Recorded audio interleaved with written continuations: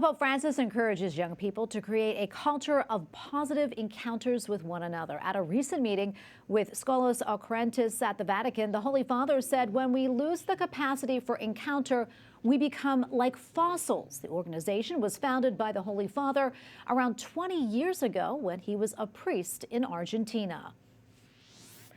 Joining us now from Rome is Maria Paz Jurado, International Coordinator for Scholas Citizenship. Maria, welcome. Thank you so much for your time today. For those who may not be familiar, can you tell us a little bit about your organization and the work it does? Of course. Thank you, Tracy, for the invitation. Scholas Occurrentes, it's an educational foundation created by His Holiness Pope Francis that tries to gather youth from all over the world, ask them what are their concerns, what are the problems that truly affect them, and empower them to create the solutions that they need and they want to see for the communities, for the environment. So we do this by gathering youth from all over the world, youth that are diverse, from multiple religions, multiple socioeconomic backgrounds, multiple countries and cultures, and create a space for them to be able to express themselves. And I understand that you were part of that group that met last week with Pope Francis. Can you talk about that meeting and also some of the highlights for you? Of course, it was a very moving week for us. We had two different groups gathering here in Rome. It was a total of more than 70 youngsters from more than 42 countries, from different places, of course.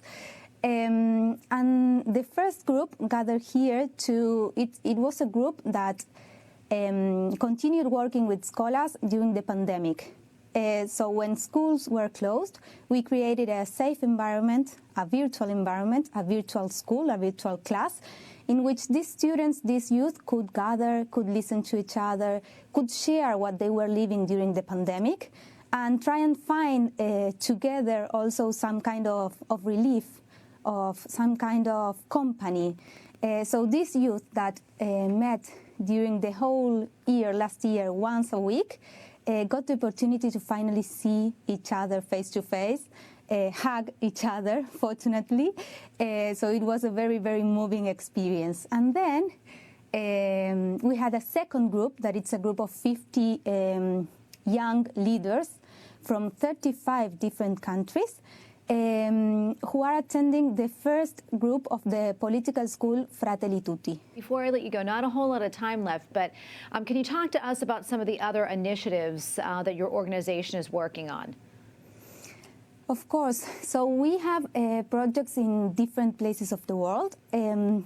One of the projects that we have at our heart is a project that we are developing in Haiti. You know that the situation that the country Haiti is living right now, it's a very chaotic situation. They recently had another earthquake. The political situation is very also worrying.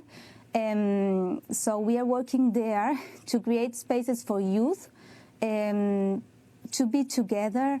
We created an educational kit during the pandemic as well, in which schools were closed. In that country, unfortunately, there was no opportunity for the students to meet virtually because the connection was very low and very difficult. So we created something different.